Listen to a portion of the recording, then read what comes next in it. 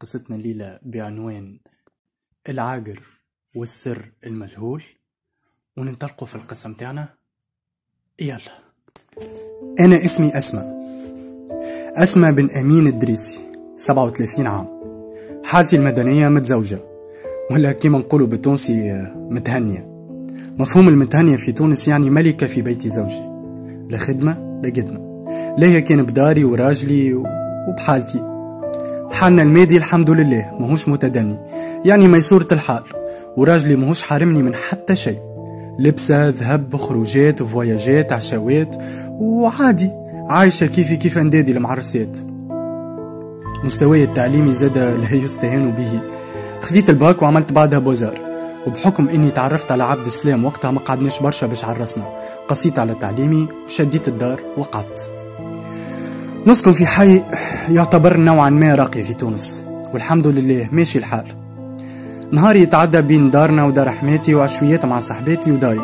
كيما قلت لكم، بالنسبة لأي واحد يسمع حكايتي نتسمى متهنية.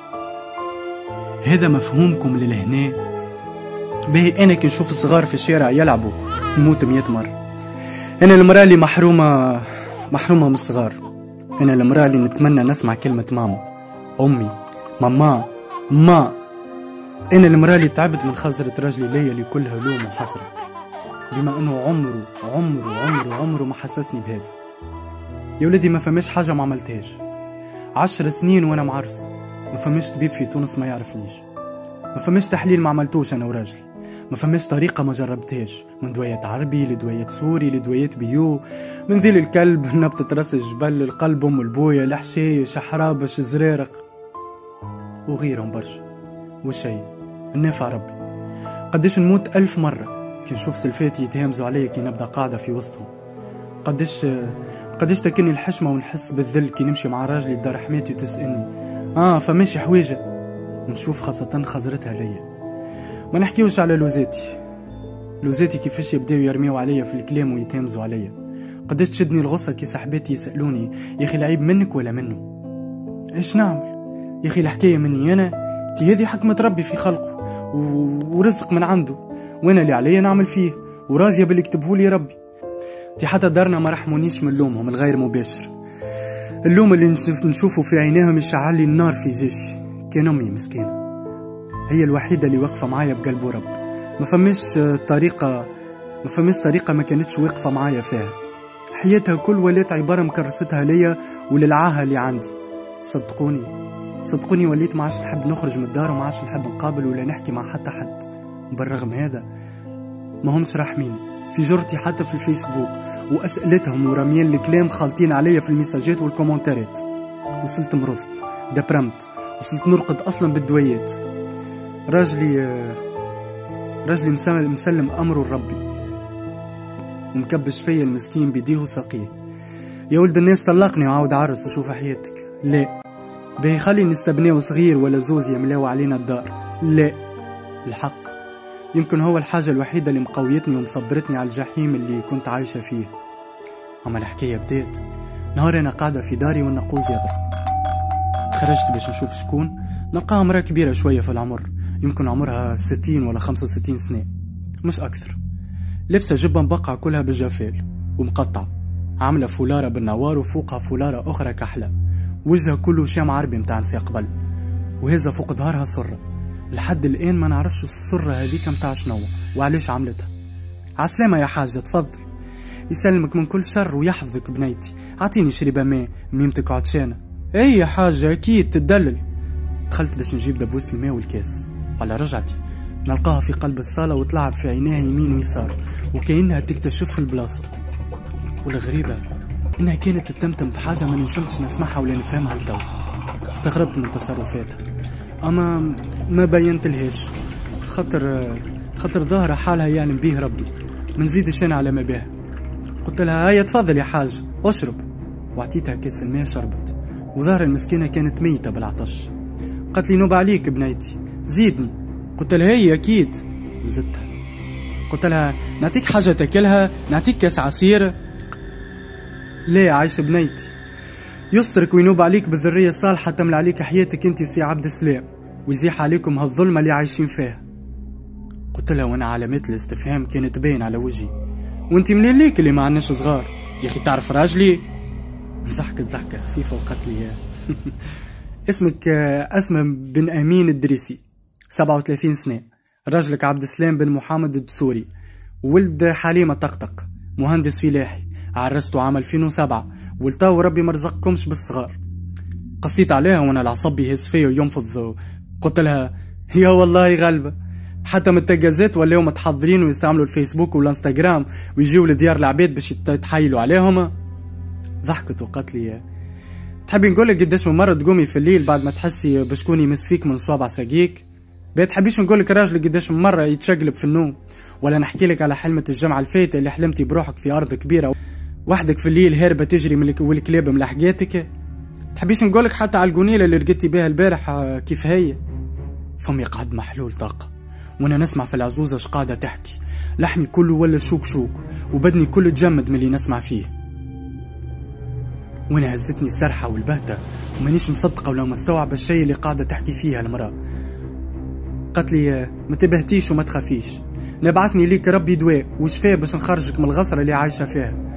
قلت لها هي انت شكون وش تحب مني؟ قالت لي نا خالتك مرجانة العراف، وكما قلت لك بعثني ربي ليك باش نعاونك وتلقي حل المشكلة اللي عندك. نقرب لبعيد ونشفي العاقر ونحي السحر والتابعة ونضرب الخفيف ثاني. قالت لي هاي مد يديك.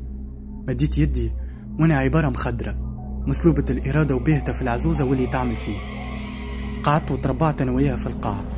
جبدت من الصورة اللي كانت فوق ظهرها حفنة رمل كانت حطتها في صورة أخرى صغيرة. خديت شوية رمل وحطيته في كف يدي وحلته على يدي كل وانا نرعش مرخوف. بعد نفخته وبدأت تقلب في يدي وتثبت في الخطوط اللي فيها، وتعبير وجهها كانت كلها صدمة على حيرة على بهتة. سكتت شوية وبعد قالت لي بنيتي مكتوبك في قفة، سفي الرمل بالسفة ونحي حاجتين بنيتي الهومة والخفة. بنيتي حالتك حالة ومعقودة على حبالة ويا خوفي الانهار تقعدي هجالة. بنيتي عمرك طويل وراجلك قصير، قولي يا سيدي البشير. قلت لها يا سيدي البشير. بعد قالت لي انفضي يديك من الرمل في التواليت وصبي وراها الساش واغسلي يديك وارجعي لي. مشيت نجري للتواليت نفضتك الرمل وغسلت يديا ورجعت نجري. المرأة ما لقيتهاش لا في الارض لا في السماء. الشارع كله قلبته وانا نجري ونلوج عليها وانا بحوايج الدار من حي لحي ما فماش. عجب وقتاش خرجت وين مشيت بالسرعة هذه؟ تي الحكاية كل ما تفوتش 5 دقايق في ساعة خرجت وبعدت. أما مش هذا اللي خلاني تضربني البهتة ونحس بضيق كبير في صدري. المشكلة اني لقيت الصالة كلها معبية بالرمل. كان البلاصة اللي كنا قاعدين فيها انا وياه ما فيهاش حتى كعب رمل، وفما آثار متاع يدين وساقين بيبيه في كل بلاصة على كبر الرمل. كأنه طفل صغير كان يمشي ولا يحبي وسط الرمل. بسم الله الرحمن الرحيم. دي حتى من الدبوزة والكاس متاع الماء ما همش موجودين ولا لقيت لهم حتى أثر أصلا. لا لا لا لا لا مانيش مصدقة اللي نشوف فيه بعينيا. أنا في حلم ولا في علم؟ منين جيت هالمرأة وشنية قصتها وكيفاش خرجت أصلا؟ أنا واقفة وسط هالخماضة ونسمع في حس صغير يضحك. صوته كان واضح وقوي لدرجة اني وليت نتلفت يمين ويسار، وصلت لدرجة اني وليت نلوج في الدار كاملة، تحت الكنابيه تحت المخادر تحت الطاولة، وليت نجري في الدار ولوج كالمهبولة. موقفت كان نسمع فيه يقول لي يا ماما، يضحك. قلبي عزق علي، خفت بكل نرعش. وبعد ولاو برشا صغار يضحكوا ويقولوا لي ماما. فيهم اللي يبكي حسهم كان عالي وواضح لدرجة اني وليت نسكر في وذني بيديا باش ما عادش نسمعهم.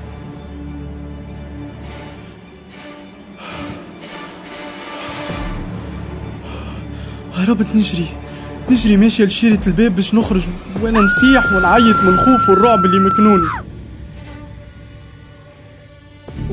ويلعن بوس ساقيني اللي ما تجريش وقت الغصر، ويلعن بوس ساقيني اللي ما تجريش وقت الغصر. وانا هربت نجري ماشية لشيرة الباب باش نخرج، وانا نصيح ونعيط من الخوف والرعب اللي مكنوني. ومطولها كثنية من صالة لباب الشارع تعديت عليا أطول ثنية في حياتي، كأني في غابة نجري ونتلفت ورايا لين ضربت في حاجة وطحت، وبديت نصيح لين لقاه راجلي تفجع كي شافني كيك. قال لي لاباس؟ شبيك شفما شبيك اسمع وش بها حالتك هكا انت؟ بديت نصيح ونقول له صغار في كل بلاصة في الدار يضحكوا ويقولوا لي ماما، وبديت نحكي له وانا نرعش ونبكي، مانيش عارفة منين نبدا وكيفاش نحكي له بالضبط. بدا يهدي فيا ودخلني لداخل ولا نرعش من الخوف، وقريب نعملها على روحي. مشى يجري باش يجيب لي نشرب، اما الغريبة اني كي دخلنا لداخل ما لقيتش حتى طرف رمل، والدنيا كلها راكحة كيف ما خليتها من الاول بالضبط. بديت نحكي الراجلي على اللي صار لي، وكيفاش جاتني المرأة تطلب في شربة الماء، وشنو حكيت لي بالضبط، وكيفاش خرجت بهيك السرعة الغريبة، وكيفاش لقيت الدنيا كلها رمل. والراجل كان يسمع فيا وبكل برود، كأنه ماهوش مصدقني في اللي نحكي فيه جملة.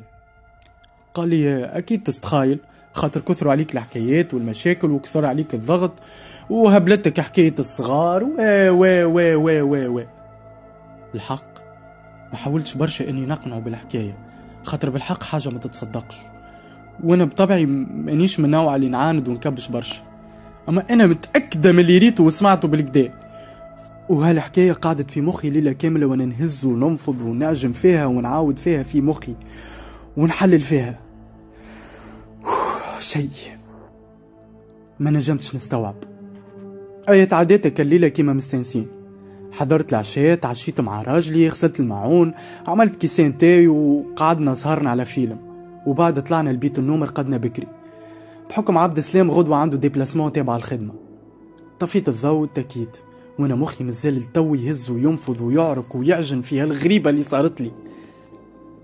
عبد السلام ما طولش برشا باش شخيره يحتل البيت الكل، وخلاني وحدي نقاسي في الظلام، وصوته شخيره الشجي اللي يطربني به كل ليلة. وانا زيادة بديت نحاول نرقد ونستسلم للمخدة وسحرها، وانا بنومين نسمع في حس متاع تخرتيش في البيت بخلاف صوت شخير عبد السلام بالطبيعة، كأنه صوت متاع واحد يتحرك بشوية وسط البيت.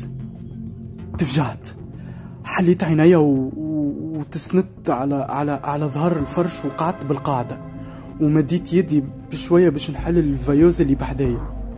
واللي زاد على ما بيا انه شخير عبد السلام سكت جملة، والدنيا كلها ظلام ما ترى شيء.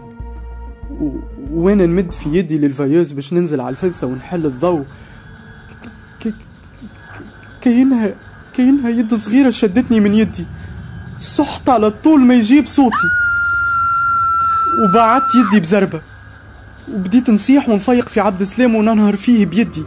الشيء ما حبش يقوم، كأنه محنط، وبديت نسمع في صوت بيبي يبكي بالقوي.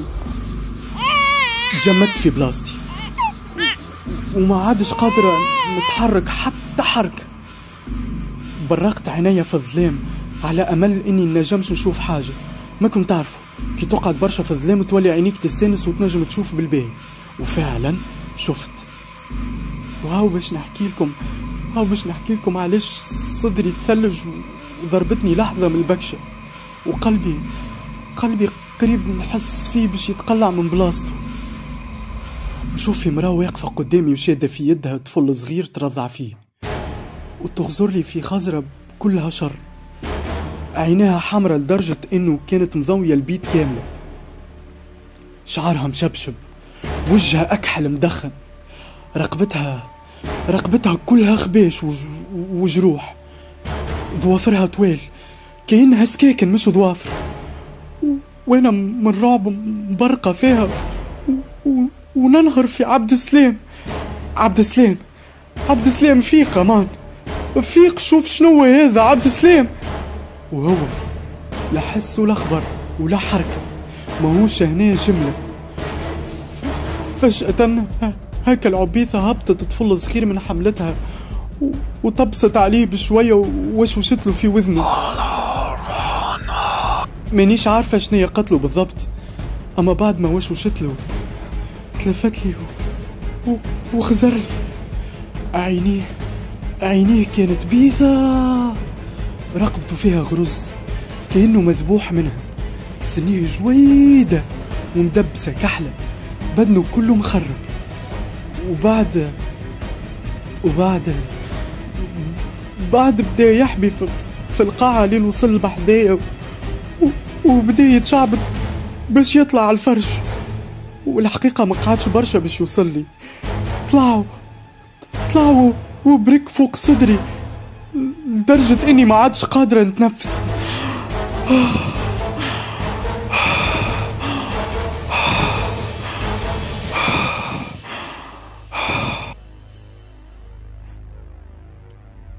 حطوا وجهه في وجهي وعينه في عيني، وبدا يصيح بصوت يفجع يغم على القلب ويقول لي ماما. وانا من الصدمة ما عادش قادرة نعمل حتى حركة، كأني بطلة في فيلم رعب. نحب نقرأ مكتب من ربي، لساني رزين كأنه في حجرة ثقيلة، ما نجمتش، مانيش قادرة حتى نتنفس، مانيش قادرة نصيح. وفي هيك المشهد غمضت عينيا ومانيش عارفة كيفاش نجمت نخرج هكا الصوت هذاك الكل، وبكل ما عندي من قوة صحت. يمكن الصيحة متاعي هي اللي نقذتني وقتها. وما حليت عينيا كان على عبد السلام وهو موجوع ويقول لي اسمع لاباس، اسمع اغزر لي كنت تحلم راك، اسمع يزي من الصياح واغزر لي، اسمع لاباس عزيزتي، لاباس ما فما شيء، لاباس. وحمني وضمني لصدره وانا شدتني حالة هستيرية متاع بكاء ونواح. وعبد السلام يهدي فيا ويقرأ لي في القرآن. وبعدها هديت بشوية وسكتت، وبديت نحكي له على اللي صار بالضبط. وكالعادة ما نطولش عليكم، عبد السلام ماهوش مصدقني، وديما يلقالي في العذار باش ما يخليش خيالي يرعبني اكثر وما نركبهاش الروحي كما يقولي. هيا تعديتك الليلة كما تعديت. قمت صباح، حضرت فطور راجلي، فطرنا وقصد ربي يخدم. تلهيت انا في الحوسة متاع الدار بين التطييب والفطور وغسيل الحوايج والتنظيف. وبالطبيعة هكا الحكاية ما تنحاتش من مخي جملة، مازلت مانيش مقتنع اللي هنا نتخيل في هذا الكل. تعدى نهار عادي جدا، وباش ما نكذبش عليكم ما صار فيه حتى شيء. كلمتني يومي تطمين عليا كيف عادتها، حكينا شوية بالتليفون، كلموني صاحبتي قعدنا نحكيو من تفدليكا مع هذه لطرح تقطيع وتريش مع هذيك لفضيحة فلانة لحكاية فلتانة ونورمال. تعدى نهار كيما مستانسة ما فيه حتى شيء جديد. العشية عشيت، نقوز الباب ضرب وقلبي ضرب معاه. وقتها كنت نحكي بالماسنجر مع منى صاحبتي، قلت لها منى علق تو بعد نكلمك، وطرت نجري للباب وشكي كان في محله. هي خالتك مرجانة، جبتها من يديها بالقوي ودخلتها لداخل وقلت لها ادخل يا شيبة النحس وتوا تحكي لي شنية اللي صار بالضبط. اسمع مانيش مهبولة راو باش نبدا نستخايل هذا الكل، ملي جيت انتي البارح والدار تقلبت سفاها عليها، ما تحاولش تقنعني اللي هذا الكل نستخايل فيه وما فماش منه. ضحكت ضحكة خفيفة وقالت لي هاي صحيح مش خيال، واللي شفتيه كلها صحيح، مش كتحبي تجيبي صغار وتحبلي يتحملي مال تسخيليه ذنا ساهل انتي. قلت لها يا بنتي قلت لك عاوني انا، وشنية اللي ساهل وما هو ساهل؟ اسمع يا عزوزة، انا راني لاني متاع سحر ولاني متاع شعوذة ولا نمن بالشي هذا اصلا، وتوا تفسر لي شنية اللي عملته في داري البارح ما كانش باش نطلب لك الحاكم.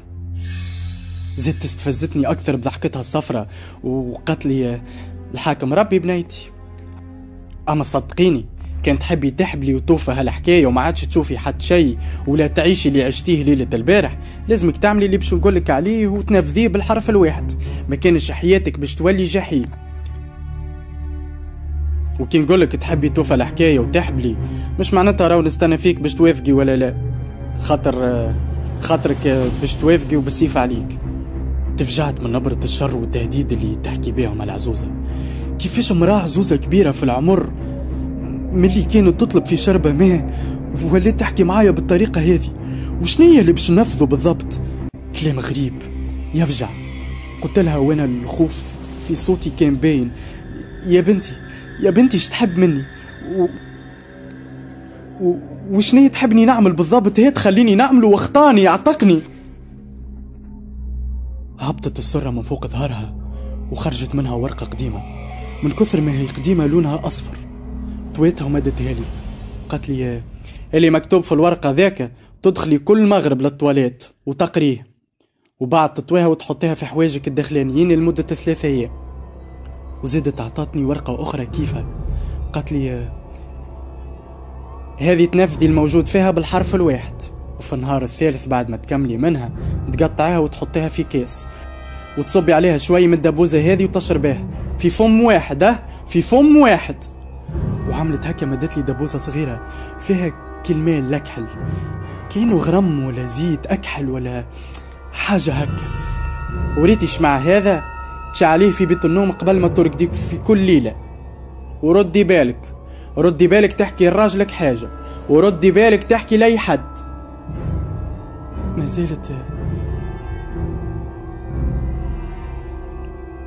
ما زلت واقفة مكلتني البهتة، وجزء مني قاوم وجزء مني باش ينهار من الخوف والرعب والشي اللي نسمع فيه.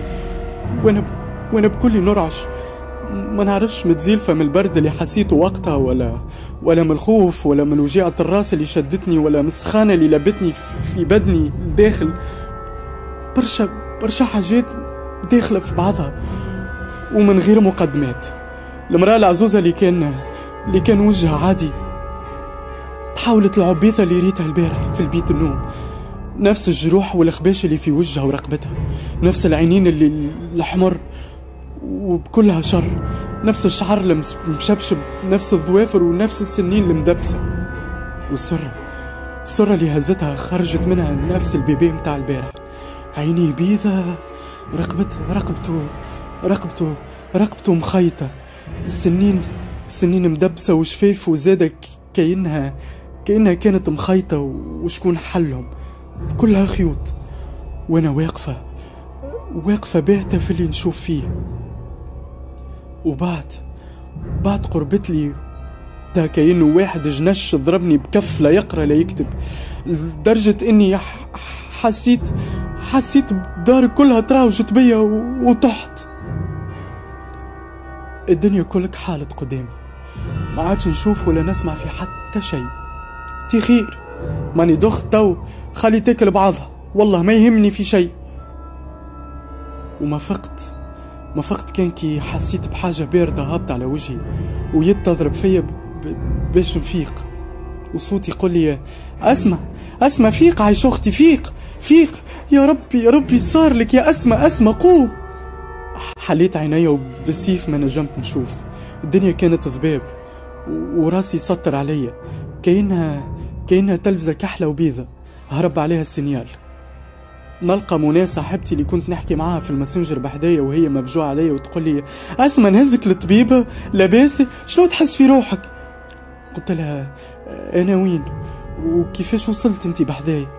قالت لي يا وخيتي عهدي بيك تحكي معايا بالماسنجر، وبعد قلت لي لحظة علقت ونرجع لك. الحمد لله يا ربي ما علقتش، وقعدت نسمع فيك تحكي وحدك ولا كأنك تحكي في التليفون ولا ما نعرفش عليك. انا قعدت نثبت نلقفش كلمة ولا زوز كيما تعرفني.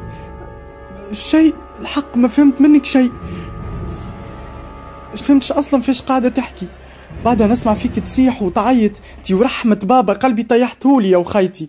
وبعد الماسنجر تعلق طلبتك بالتليفون ما تهزش، خرجت نجري وجيتك يا وخيتي، حتى راجلك ما عنديش نمرو باش نكلمه. قلت يا طلعش هبط عليك سارق ولا الدار شعلت فيها النار. اللطف وصلت بحذا دار نلقى الباب محلول، دخلت نجري نلقاك ملتوخة في القاعة وخشمك بالدم. بسم الله على اختي، احكي لي صار. وبالرغم اني نعرفها غايتها انها تنسنس وهذيك هي خدمتها، التنسنيس والتقلقيل، اما هذا ما يمنعش اللي حكيت لها كل شيء بالتفاصيل. هي وجهها يمشي يلوان ويجي يلوان، والبهتة والاستغراب باينين على وجهها، وانا نحكي ونبكي بالشهقة، وهي تسكت فيا وحايرة من اللي تسمع فيه.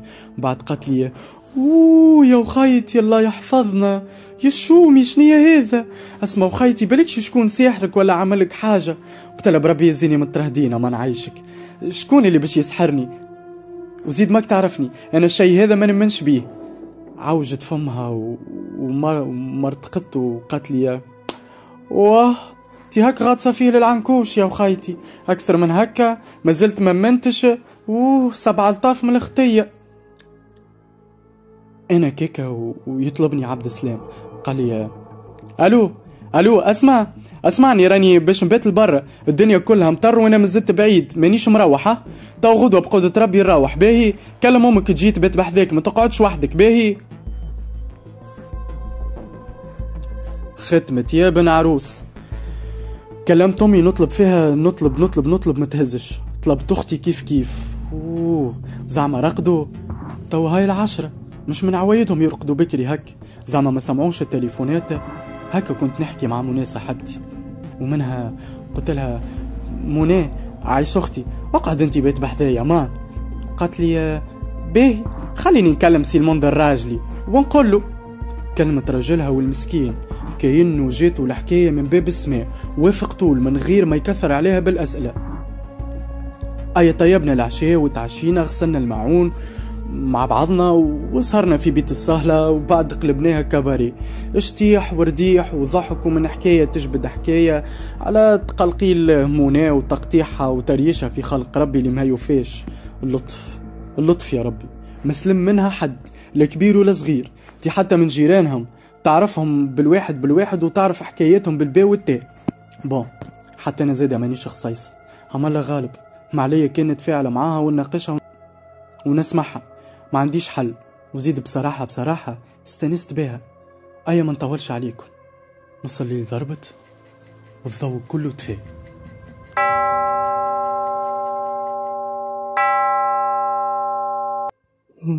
وما نطولش عليكم، لقيت روحي وحدي في وسط الظلام. بديت ندور على اليمين وعلى اليسار ونتحسس، وانا قلبي باش يخرج من بلاصتو بالرعب والخوف. يا ربي تعدي هالليل على خير يا ربي. يا ربي زعما شنو باش يصير يا ربي زعما شنو اللي باش يخرج لي اخر يا ربي.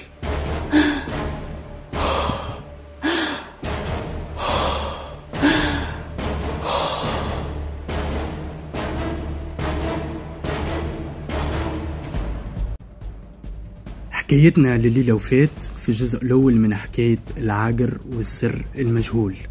نتمنى إنها إن شاء الله تكون عجبتكم، ونتقابلوا في الجزء الثاني من حكاية العاقر والسر المجهول.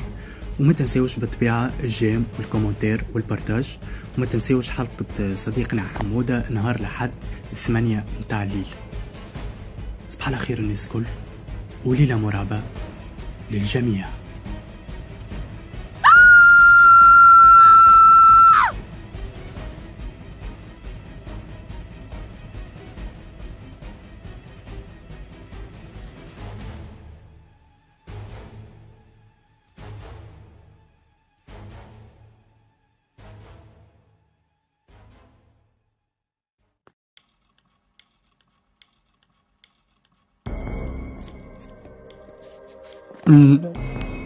نلقى روحي وحدي وسط الظلام اللي داير بيا يمين ويسار. الدنيا كلها ساكتة، ما فما حد شي. كان النفس متاعي طالع هابط.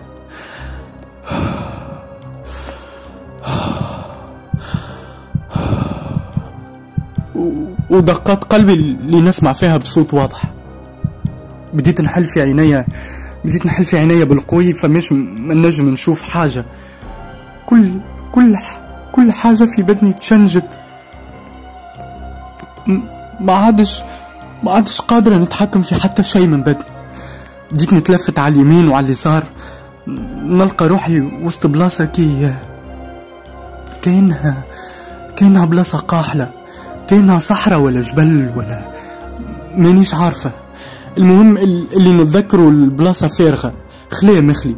فما كان ضوء القمرة اللي طل عليا ساعة من ورا الغيوم وسط السماء المغبرة كي ليلتي، باش تونس الوحدة اللي تحطيت فيها. بديت نجري مانيش عارفة وين ماشية ولا وين هاربة ومنين هاربة وانا وين اصلا. يا ربي عاوني يا ربي.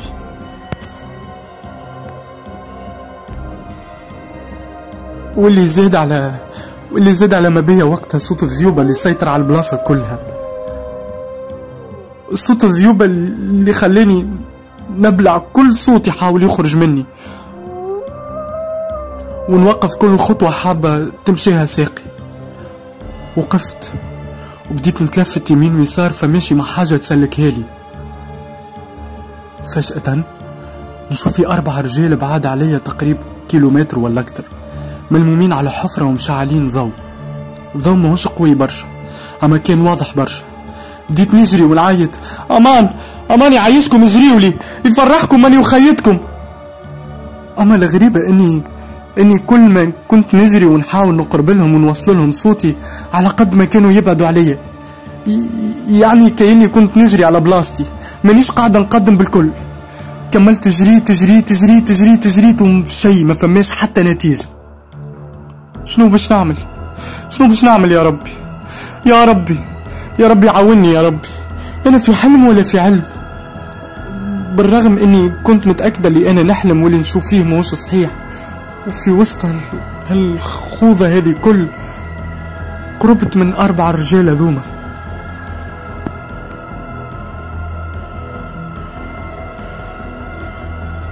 ما نعرفش كيفاش، اما قربت منهم وبديت نحاول اني نشوف على شنية ملمومين بالضبط وفيش قاعدين يعملوا. ومن بعيد نشوف كأنه كانون طالع منه دخان ترانسبارون، كان واضح برشا في وسط الظلام. وعلى قد ما نقرب قد ما كانت ريحة البخور قوية برشا، خنقتني لدرجة اني ما عادش قادرة نتنفس. مانيش عارفة من الجري اللي نجري فيه ولا من ريحة البخور ولا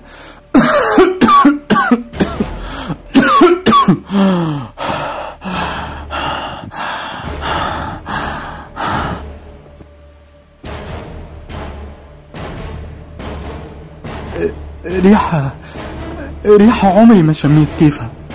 وراجل فيهم قاعد يتمتم بكلام ماهوش مفهوم، اما صوته عالي برشا لدرجة اني سمعته على بعد امتار قليلة مني. اما فما حاجات مازلت نتذكرها مليح. كأنه يقول في طلسم ولا مانيش عارفة شنو اللي قاعد يقول فيه بالضبط. اما كما قلت لكم فما كلام مازلت نتذكره مليح. كان يقول: يا جار المستجيرين، يا أمان الخائفين، يا ظهر اللاجئين، ويا والي من هم بك مؤمنين، شفروش، يا غياث المستغيثين، يا محقق غاية الطالبين، يا صاحب كل غريب، يا مؤنس كل وحيد، شفروش، يا ملجأ كل طريد، يا مأوى كل شريد، يا حافظ كل ضالة، يا راحم الشيخ الكبير، شقفوش، يا رازق الطفل الصغير، يا جابر العظم الكسير، يا فاك كل أسير، جئنا لك بالقربان الذهبي الصغير، فأعطنا القربان الكبير، يا مغني البائس الفقير، يا عظمة الخائف المستجير، يا من له التدبير والتقدير، يا من العسير عليه سهل يسير، يا من طلسمه لا يحتاج إلى تفسير، يا من هو على كل شيء قدير، يا من هو بكل شيء خبير، يا من هو بكل شيء بصير، يا سلطان الجان، يا مرسل الريح، يا فالق الأصباح، يا باعث الأرواح، يا ذا الجود والسماح، يا من بيده كل مفتاح، يا سامع كل صوت، يا سابق كل فوت، يا محيي كل نفس بعد الموت، يا عدتي في شدتي، يا حافظي في غربتي، يا مؤنسي في وحدتي، يا ولي في نعمتي، يا كهفي حين تعييني المذاهب وتسلمني الأقارب ويخذلني كل صاحب، يا عماد من لا عماد له، يا سند من لا سند له، يا ذاخر من لا ذخر له، يا حراز من لا حراز له، يا كاهف من لا كهف له، يا كنز من لا كنز له. وفي وسط هذا الكل، في وسط هذا الكل كنت نسمع في طفل صغير يبكي بالقوي في وسط الحفرة الكبيرة اللي يحفروا فيها. صوت كأني نعرفه يعيط ويقول له احفروا احفروا، ما تلفتوش وراكم، احفروا انتم مغمضين عينيكم. الصوت هذا مش غريب عليا، الصوت نعرفه مليح. بديت نقرب منهم اكثر ونحاول نشوفهم شكونهم وشنو قاعدين يعملوا بالضبط. مديت يدي وحطيتها على كتفه.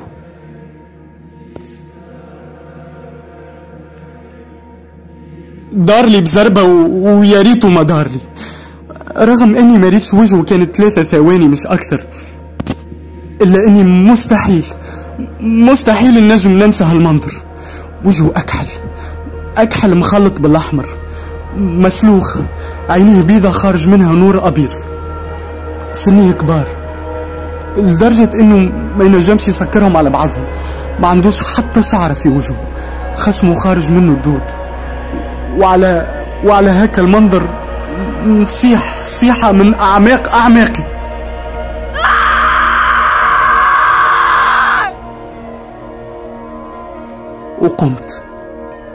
قمت نلقى روحي في السبيطار، نرعش بكل عرق، نلقى امي ومنى صاحبتي وعبد السلام دايرين بيا، والفجعة والحيرة كانت باينة على وجوههم الصفرة الشاحبة. تنطرت امي عليا وعينيها كلها دموع وقالت لي الحمد لله على سلامة بنتي، الحمد لله يا ربي. قلت لهم وين التعب كان باين في صوتي، انا وين وشكون جابني هنا؟ تنطرت منى صاحبتي كعادتها وقالت لي اوه يا وخايتي الحمد لله على سلامتك، راني مت بالفجع عليك. قلت لها شنو اللي صار منى؟ قالت لي يا وخايتي عهدي بيك، قلت هاني داخله للتواليت، هزيت معاك دبوزه وورقه ودرشنيه في ديك، وخايتي كبتيت عليا، قلت خليني نتفقدك، بديت ندق ما حبيتش تحلي، بعد نسمع فيك تتكلم بصوت عالي درا فيش تقول الله اعلم، وبعد وليت تصيح وتعيط، مشيت نجري كلمت تو فزعت الجيران الكل لين جاو وكسروا عليك الباب. كي حلينا الباب نلقاوك في القاعة تتبربص وتتهز وتتنفض وحدك وعينيك مقلوبة كلها بيضة، اسم الله العظيم الله يحفظنا من كل شر. هزيناك وجينا نجريو بيك للكلينيك اللي نخلط علينا عبد السلام اليوم. قصيت عليها وقلت لها علاش يا اخي انا قداش عندي هوني؟ قالت لي عندك توا بالحساب 3 ايام يا شومي. يا ناري على وخيتي يا ناري، والحمد لله الطبيب طمنا وقال اللي انتي لاباس. قص عليها عبد السلام وقال لها منى عايش اختي مش وقته اللي تحكي فيه، المراه مازالت تعبه ما نزيدوش عليها. وعلى دخلت الطبيب وقال يا حمد لله على سلامتك مدام. امي تنطرت وقالت له طمنا يا دكتور امان، طلعوا تحاليل؟ قالها اي طلعوا ولاباس الحمد لله، المدام والبيبي حالتهم مستقره الحمد لله على سلامتهم. بيبي؟ قمت بزربك كلمة هبولة وخزرت لأمي وعبد السلام وقلت لهم علاناه بيبي يحكي سيد. ضحكت أمي ودموع في عينيها قالت لي مبروك أسماء، أنتي حبلة في الشهر الثالث، مبروك على بنتي الغالية. حبلة الشهر الثالث؟ يا ولادي فاش تحكيو؟ أنا حبلة وكيفاش؟ خزرت لي منى وقالت لي اللي عند ربي مش بعيد عزيزتي، الحمد لله يا ربي هاك صبرت ونلت، مبروك يا أسماء مبروك. مانيش مصدقة اللي نسمع فيه، أنا حبلة كيفاش؟ بعد ما طب الكل قالوا لنا مستحيل نجم نحبل، كيفاش حبلت؟ و3 شهور دي الجمعة اللي فاتت برك عملت تيست وما فما شي. اما مش هذا اللي خلى الخوف والشك يحتلوا كل حاجة في بدني ومخي. عبد السلام وتعبير وجهه اللي تبدلت دوب ما سمع الخبر، وهز روحه وقال سامحوني نمشي نشوف الطبيب ونرجع. خرج عبد السلام وقعدت بحذايا امي ومنى اللي ما فارقونيش ليله كامله. تعديتك الليله وانا في الكلينيك، ومن غدوه جاء عبد السلام خرجني وروحت للدار، وكان واضح عليه ستريس والقلق والتراك وتصرفاته ماهيش عاديه، لدرجه انه منى قالت لي يا وخايتي شبيه راجلك يتصرف هكا.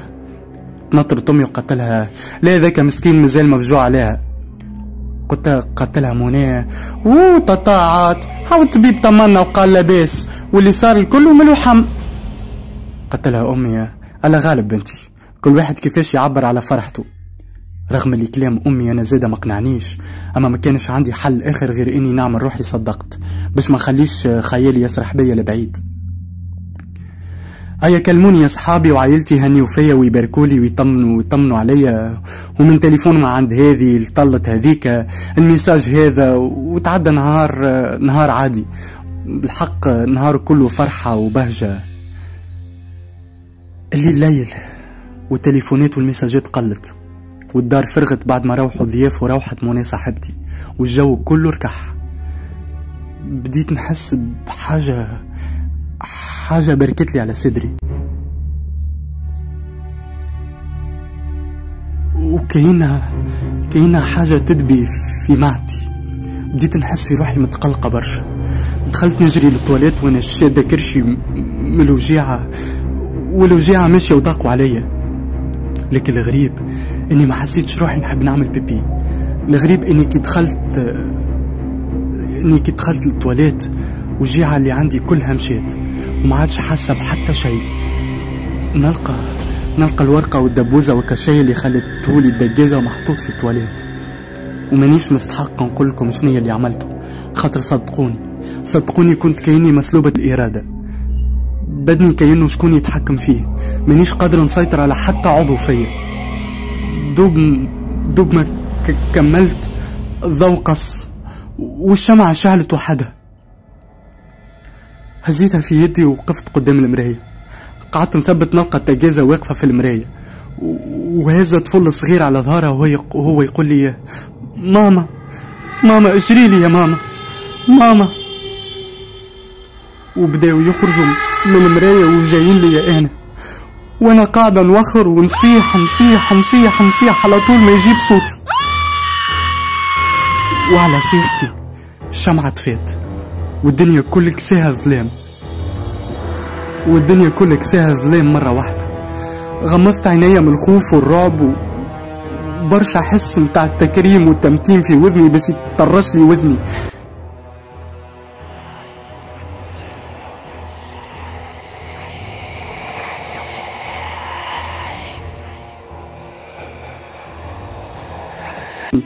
لين ما عادش عارفة كيفاش نسكر عيني ولا وذني ولا نسكر فمي باش ما نزيد نصيح أكثر. قعدت في القاعة وتكمشت على بدني وحملت ركابي وانا نبكي ونصيح ونسكر في وذني لا إراديا. فجأة الأصوات كلها سكتت، يمكن سكتوا لدقيقة ولا زوز مش أكثر، لين بديت نسمع في صوت ريح ونحس بنسمة خفيفة هبت عليا، مانيش عارفة مين وكيفاش جات. وما حليت عيني قمت كان على صوت الذيوبة مرة أخرى. ما فكرتش برشا باش نستوعب ونعرف أنا وين وشنية اللي باش يصير، بالرغم من الصدمات والرعب والخوف اللي عشت فيه وقتها، إلا إني في اللحظة ذيك مانيش عارفة منين جبت القوة والشجاعة كل. قمت بكل ثبات وقوة وبديت نتلفت يمين ويسار فمش ما نشوف بلاصة الضوء وين خليني نمشي لها. وفعلا لقيتك الضوء ذاك، لقيته ماهوش بعيد عليا برشا، نفس الصوت اللي يقول احفروا ما تخافوش، نفس ريحة البخور، نفس صوت الراجل اللي يتكرم ويعزم، ونفس الحفرة. اما المرة هذه جات مختلفة شوي. كأنه سيناريو متاع فيلم رعب قاعد نكمل فيه. كأني أنا الكاميرا متاع فيلم الرعب نحوس في وسط هالخلال المخلي. قربت أكثر من 4 رجال بكل ثبات، وهاو باش نحكي لكم المشهد اللي ريته بالضبط.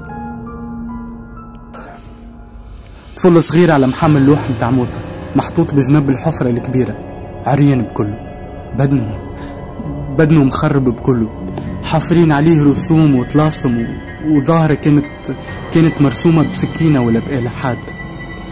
مذبوح في رقبته من الوريد للوريد، ورقبته مخيطة، رقبته وعينيه وفمه مخيطين، الدم متاعه كاسي البلاصة كلها وكاسي الحفرة.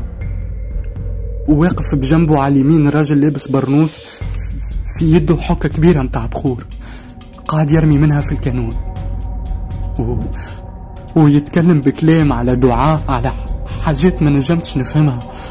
واقف بجنبه على اليسار راجل يصيح ويعيط ويقول احفروا ما يهمكمش في اللي يصير اللوطة. طليت على الحفرة كانت غارقة برشا، اما صوت الصياح بكل حفرة تطل على عذاب جهنم، ونشوف في لفعة كبيرة خارجة منها وتشرب من هيك الدم اللي كاسي الحفرة كلها. حنش عمري ما ريت كيفه، بالله باش نوصفلكم ما كنتش بس تصدقوني. حنش كبير لونه أكحل، عنده 2 قرون صغار خارجين من راسه، مرة يشرب من الدم اللي في الحفرة، مرة يلتخ راسه يمين ويسار في الحفرة، مرة يزيد ينفخ ويخرج هكا الصوت متاعه، وحجمه مرة يكبر ومرة يولي صغير. مانيش مصدقة ولا مستوعبة اللي نشوف فيه بعيني، لكن مش هذا اللي فيقني من الشيء اللي نعيش فيه. اللي خلق قلبي وشعري وكل حاجة في بدني تقف هو الرجل اللي يعيط بصوت عالي، احفروا ما يهمكمش في اللي قاعد يصير اللوطة. الرجل هذا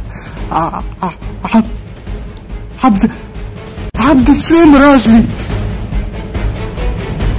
وعلى خزرتي لعبد السلام، وتبريقة عيني والنفس اللي تقطع عليا وقتها. يزيد عليهم الشيخ اللي بجنبه يهز الرماد من الكانون اللي مشعلينه ويضربني بيه في وجهي.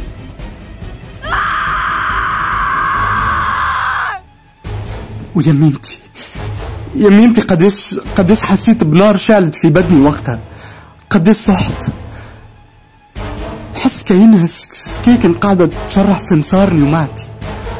وما فقت كان وانا في البلانكار مدخليني للكلينيك، والدم هابط وديان مني، والطبة تجري بيا مانيش عارف كيفاش ولا وين ماشيين بيا.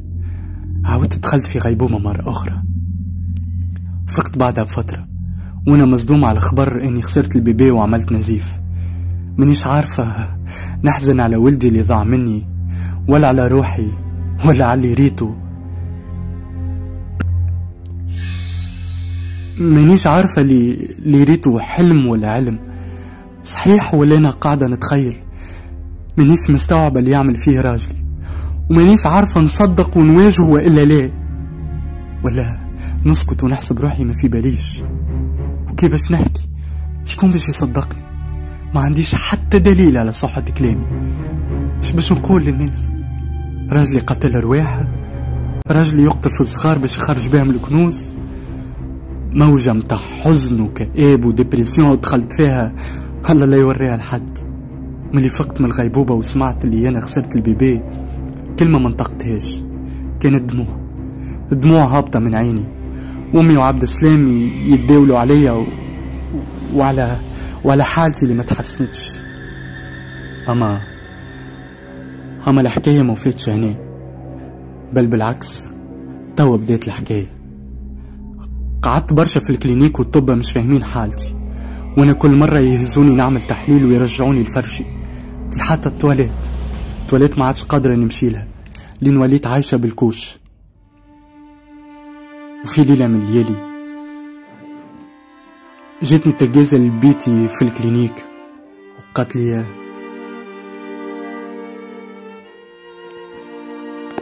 مزيتي باش تقعدي ساكتة؟